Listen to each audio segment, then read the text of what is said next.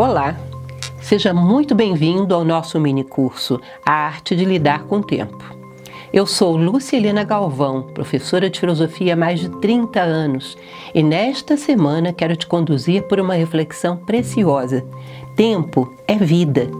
Se o nosso tempo está sem propósito, a nossa vida também está sem sentido. Bom, chegamos ao final de mais um ano.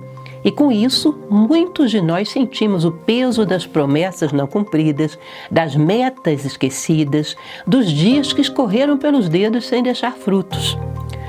Outros talvez estejam ansiosos pelo ano que se aproxima, querendo organizar melhor sua rotina, seus estudos, seus sonhos. Mas por onde começar? E o mais importante, como planejar um ano que seja verdadeiramente nosso? É isso que queremos conversar nesta semana. Vamos juntos aprender a lidar com o tempo como os antigos sábios ensinavam. Não como escravo das tarefas, mas como arquitetos do nosso destino. E para começarmos, gostaria de te fazer uma pergunta. Você já parou para pensar que o que você faz com o seu tempo é, em essência, o que você faz com a sua vida? Lidar com o tempo não é apenas ter agenda cheia ou uma lista de tarefas bem executadas. É o cenário onde se desenrola a sua história, onde você constrói ou adia a pessoa que você quer ser. Por isso, nesta aula, vamos começar com uma questão essencial. Quem você deseja ser ao final de 2026? Não se trata apenas de metas financeiras, profissionais ou acadêmicas, mas de um projeto de ser humano. Para planejar qualquer viagem, eu preciso saber primeiro onde eu quero chegar. Quando sabemos isso, até os pequenos passos ganham sentido. Nesta semana, vamos te ajudar a transformar o planejamento do próximo ano em um verdadeiro ato de consciência e propósito. Você vai aprender por que não nos falta tempo e sim consciência para usar nosso tempo. Como alinhar seus compromissos com seus valores mais profundos e como fazer planos realistas que não apenas encaixem na agenda, mas que te levem para mais perto do ser humano que você quer ser. E antes de começarmos nosso conteúdo de hoje, quero compartilhar algo com você. Esse mini-curso faz parte de uma preparação para a próxima abertura do meu curso completo, 4 degraus para uma vida organizada, que será relançado em breve.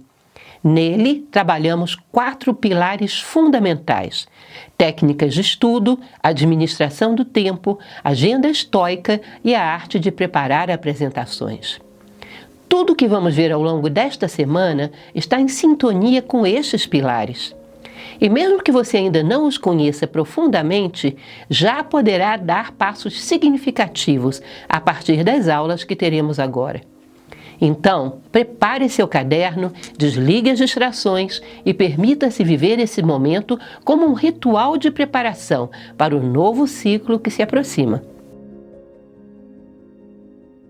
Eu, assim como você, posso me considerar perplexa pela maneira como o tempo tem passado.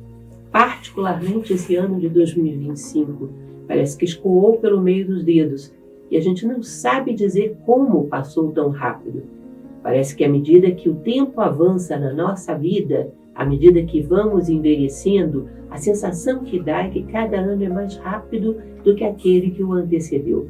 E se nós não colocamos todos os nossos potenciais para lidar com o tempo da melhor maneira possível, o que acontece é exatamente isso. Ele escapa pelo meio dos nossos dedos sem deixar nada, nos deixando de mãos vazias.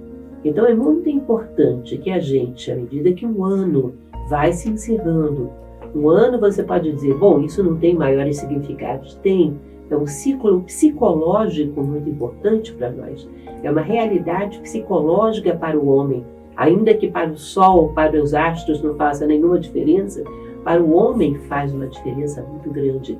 Um ano significa um ciclo de vida importante concluído.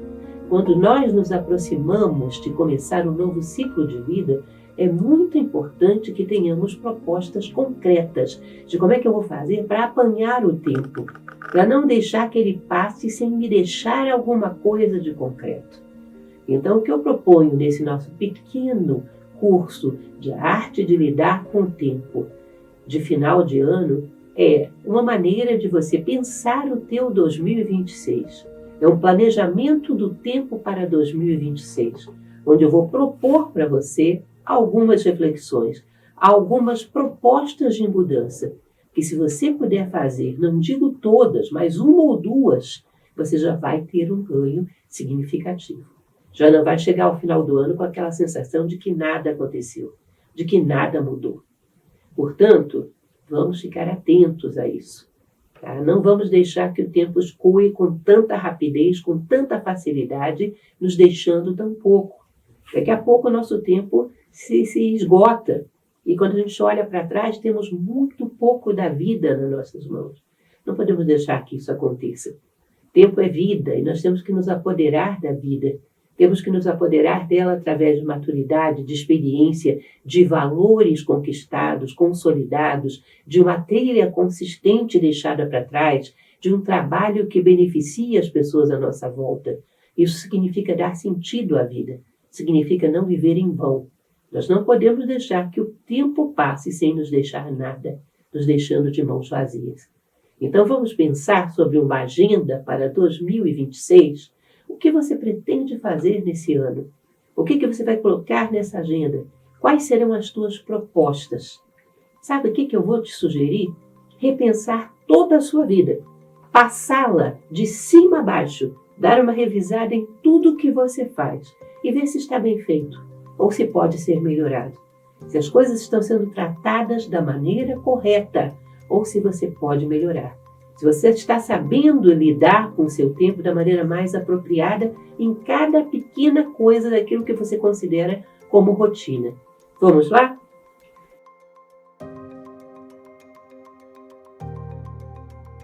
Então, o primeiro item que eu proponho vocês a trabalharem é a questão de regular o tempo justo para as coisas, para o que é necessário, para a rotina do dia a dia, que aliás o ideal é que não seja a rotina, que esteja cada vez mais viva, cada vez mais consciente.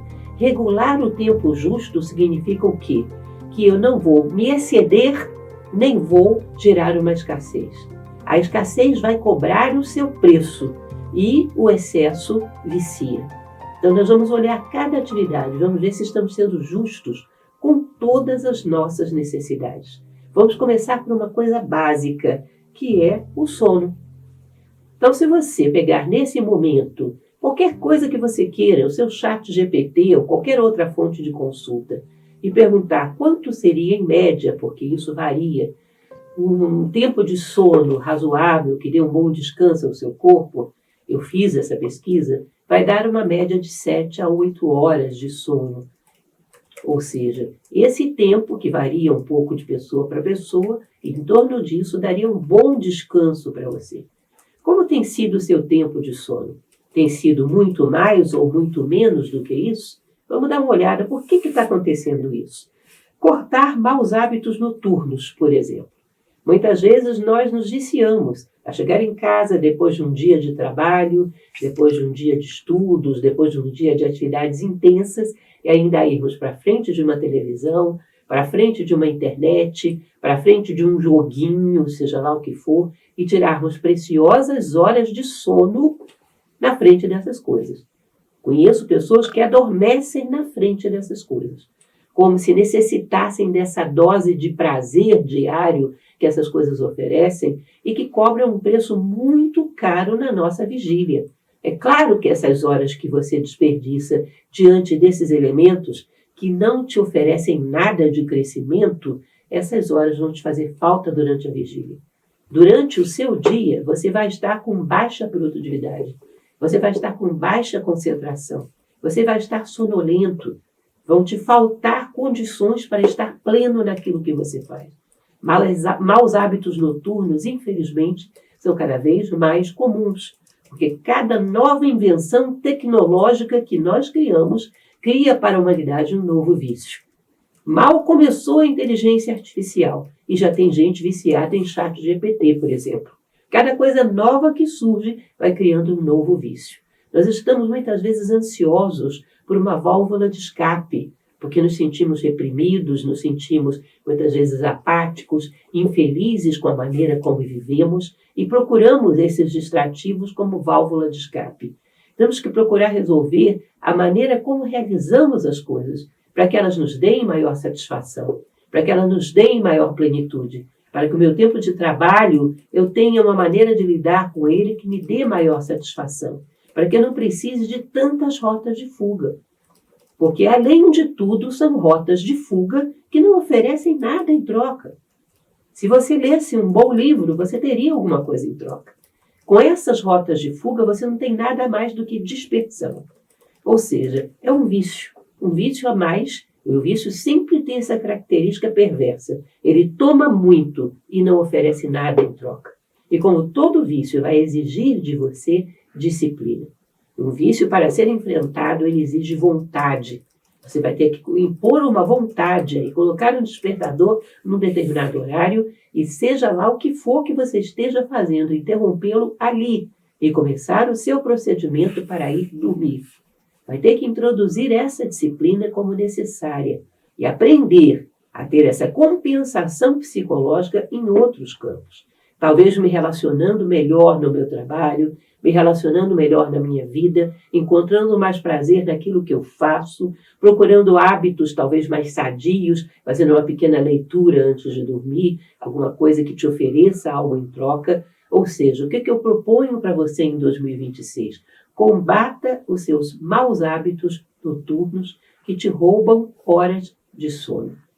E isso é algo muito generalizado no nosso momento histórico.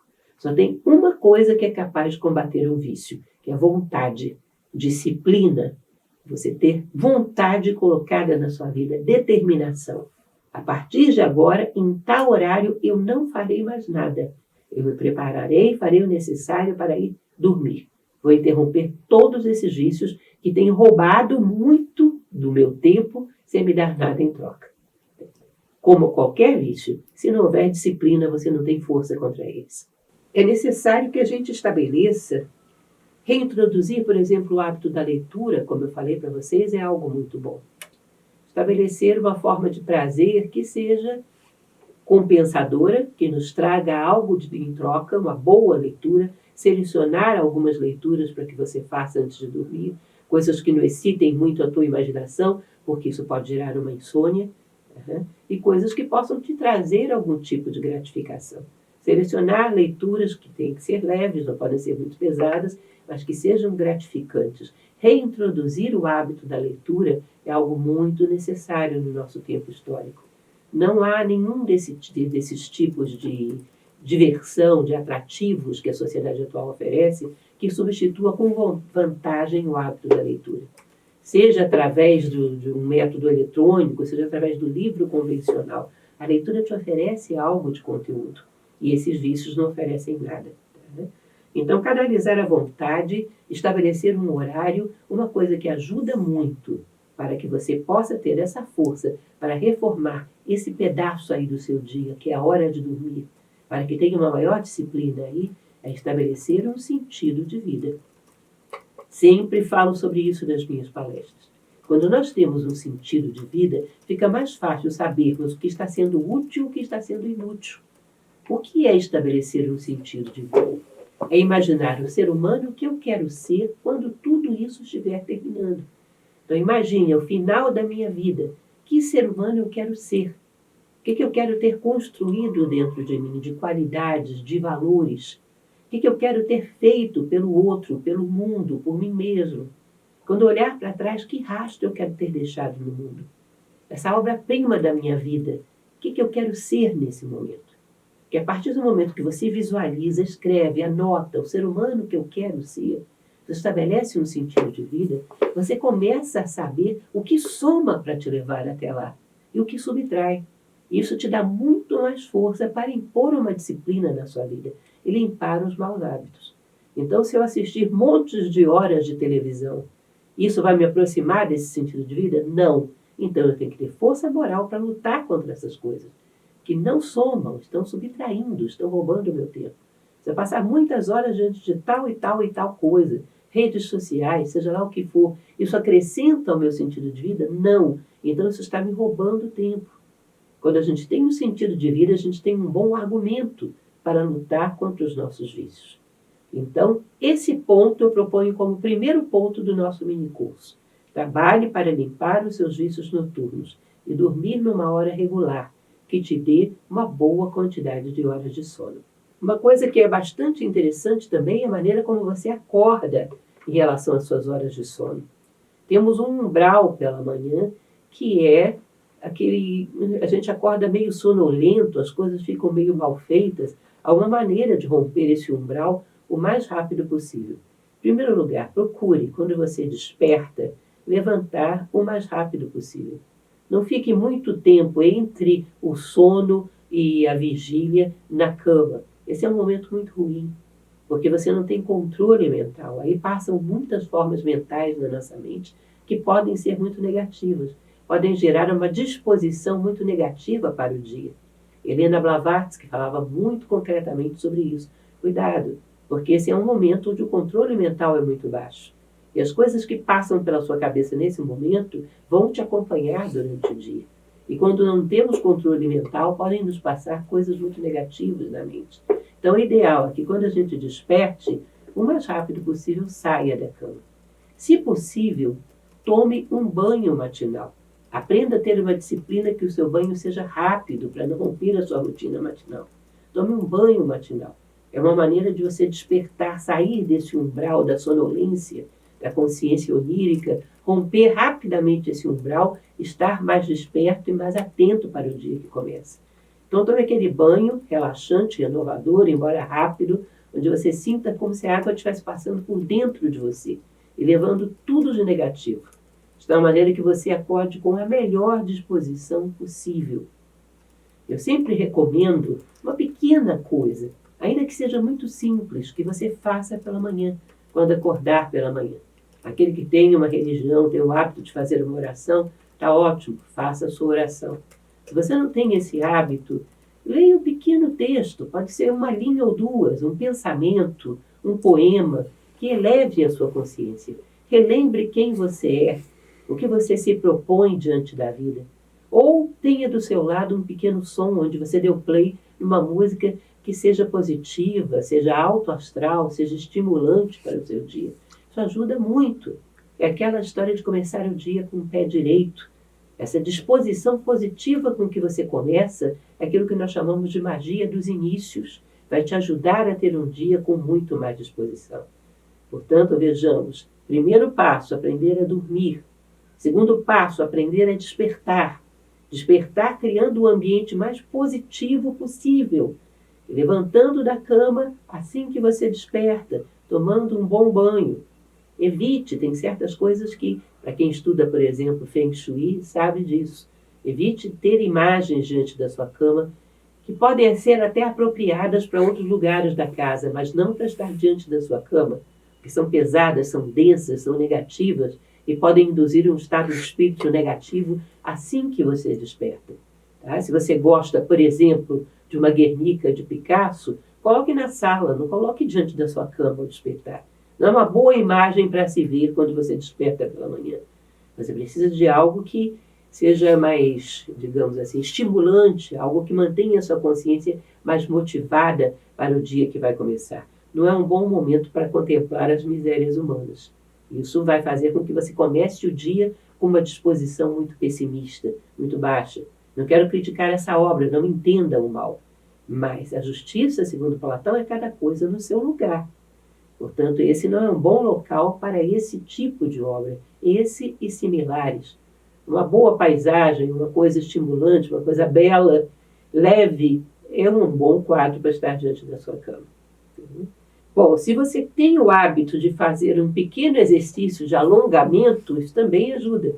Então, você toma o seu banho rápido, com essa sensação de que a água está passando por dentro de você, levando todas as impurezas, porque cada dia que começa é uma oportunidade nova que a vida está nos dando. É como se a vida colocasse diante de nós uma folha em branco e dissesse: recomeça, esquece todos os erros do passado e recomeça. Deveríamos ter muita gratidão por cada dia novo que surge. Muitas pessoas em situações extremas dariam tudo para ter mais um dia pela frente. E nós temos vários e muitas vezes não valorizamos.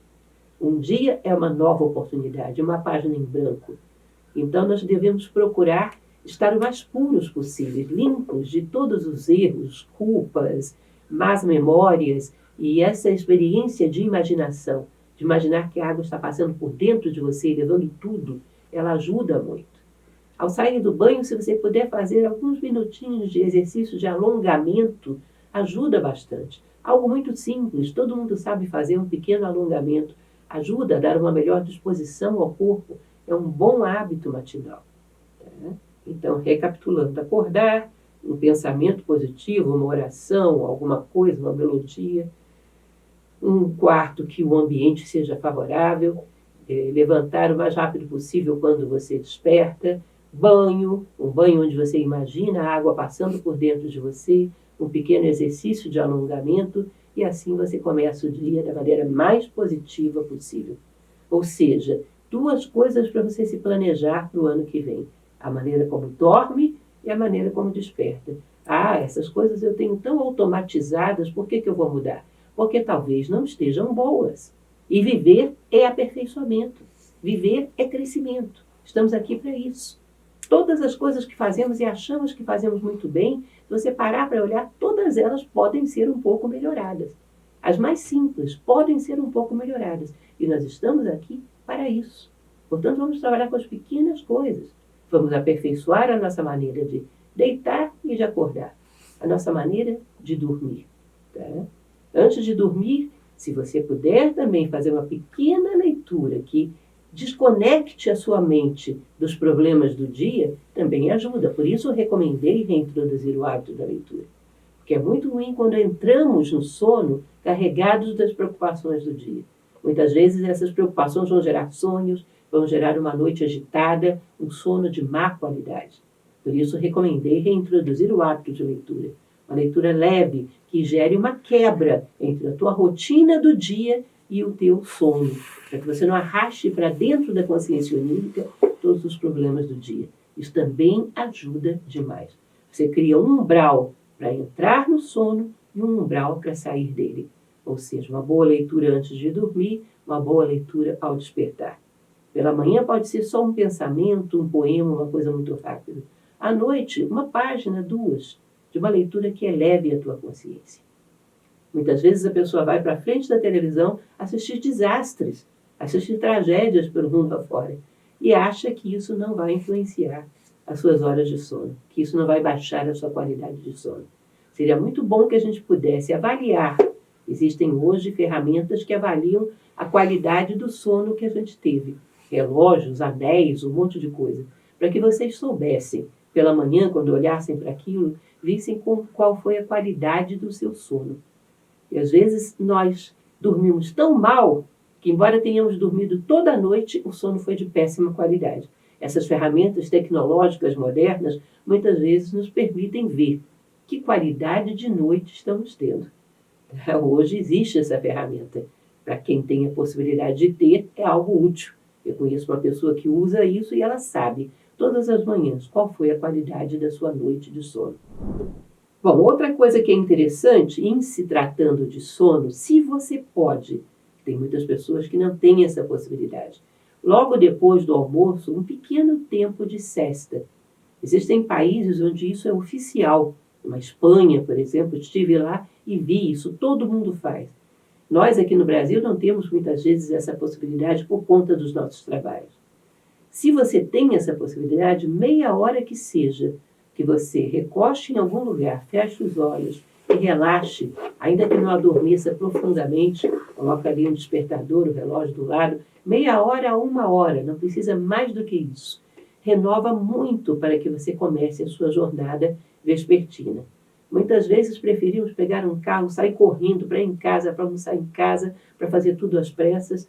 Talvez você repense de fazer uma refeição no local de trabalho onde você está mesmo, e use esse tempo de deslocamento para simplesmente relaxar um pouco, algum local reservado, se existir, onde você possa sentar, fechar os olhos, coloque o seu despertador do lado e relaxe um pouco. E isso é muito bom para renovar a nossa energia para o período vespertino. Nós sabemos que o processo de digestão baixa muito o nosso bom funcionamento mental. O corpo necessita colocar todas as suas energias para digerir o alimento que foi consumido. Baixa a nossa atenção, nos coloca sonolentos.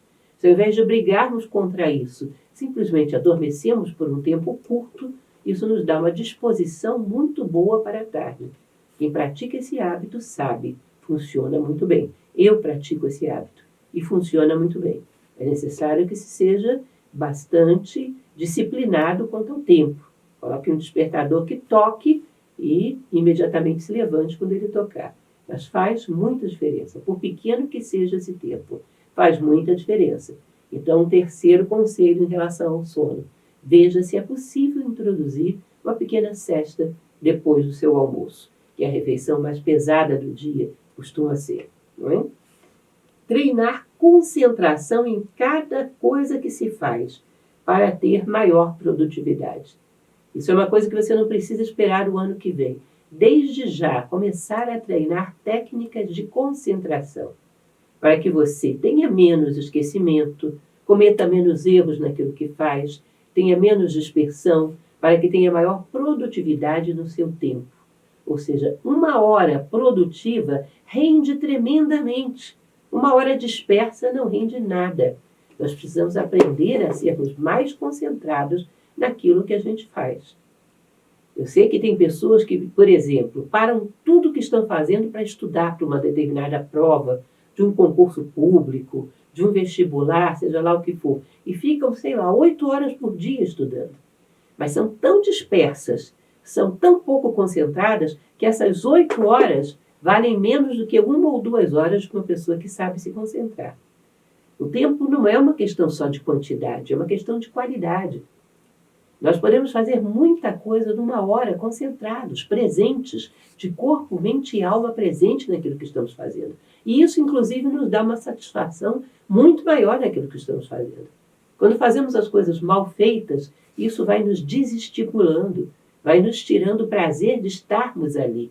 Porque aquilo que fazemos bem feito, seja o que for, nos dá uma compensação, nos dá uma alegria, nos dá um sentimento de autovalorização, de autoestima, porque eu sou capaz de fazer coisas bem feitas. Então, treine mais concentração. Existem vários exercícios de concentração que você encontra muito facilmente na internet. Gostaria de um dia ainda fazer um curso só sobre isso, exercícios de concentração. Sempre recomendo para vocês um muito simples, que sempre faço, que é o chamado Trataque. Trataque nada mais é do que uma circunferência que um ponto no centro, que você desenha no papel. Uma circunferência perfeita com um ponto no centro. E você pode colocar esse papel na parede. E você vai ter todos os dias que usar 1 minuto ou 2 para fazer isso.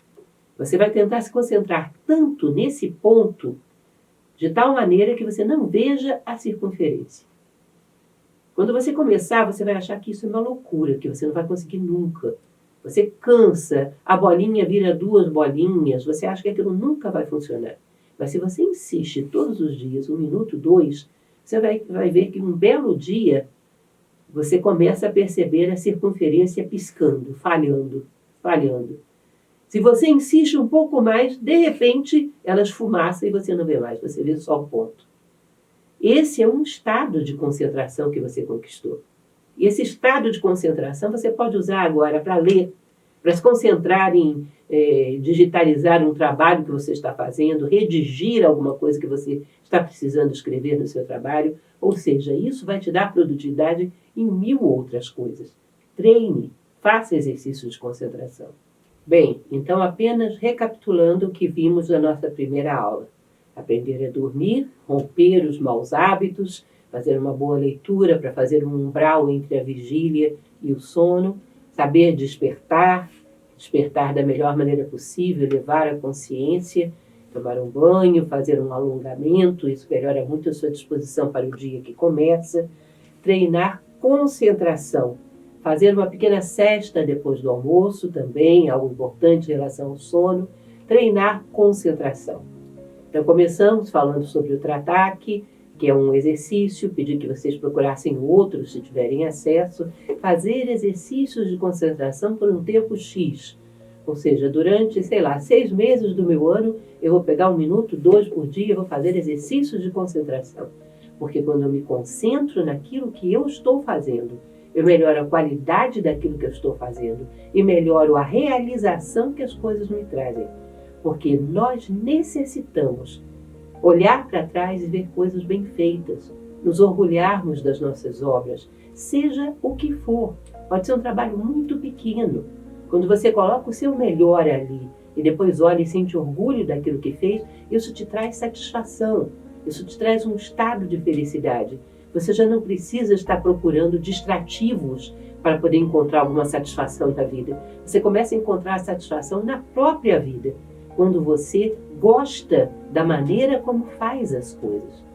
Muitas vezes, quando eu lavo um banheiro bem lavado, eu passo nem que seja 1 minuto na porta olhando, admirando a minha obra.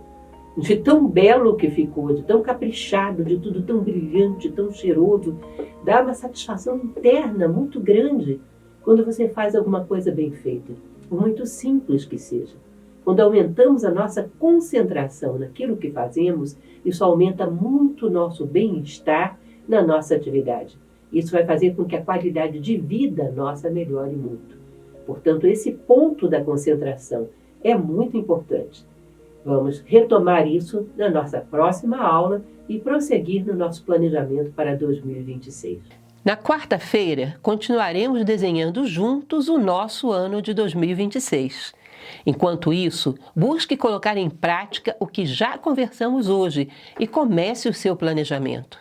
Escreva os seus comentários e dúvidas no chat abaixo. Eu responderei nos próximos dias. E se você já conseguiu colocar em prática o que aprendeu na aula, compartilhe conosco como foi a sua experiência. Quero saber se está sendo útil para você. Até a próxima aula!